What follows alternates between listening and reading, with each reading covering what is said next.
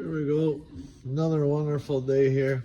This is the front diff out of a, I think 17 or 18 Lincoln Navigator.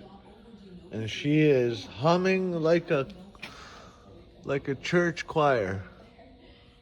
And we're gonna tear it apart. I got all new shims, bearings, seals, everything you name it. Got my trusty dial indicator. And we're gonna get her set up and going. Stay tuned.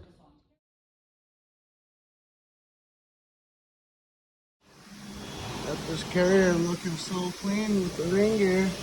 She's looking brand new. Just waiting on a couple bearings. I still gotta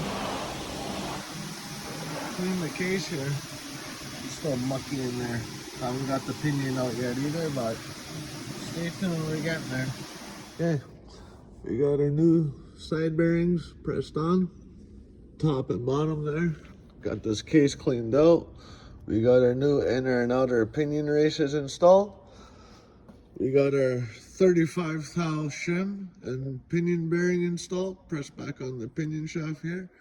Got myself a new outer bearing. Everything is all cleaned up and ready to go. I'm still just waiting on this bearing here. And there's another one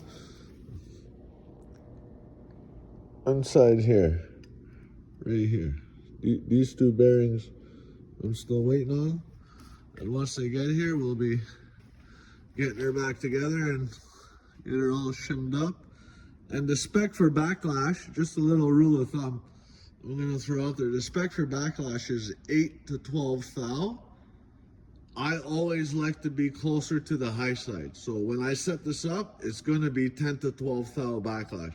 And the reason for that is, if you think you're going to be a champ and set it to 8 thou, this thing is going to whine like a church choir all day long when you let off the throttle. So always to the looser side. Now, when it comes to bearing preload, I like to be on a slightly tighter side. The spec is calling for, I believe, 18 to 29 inch-pounds.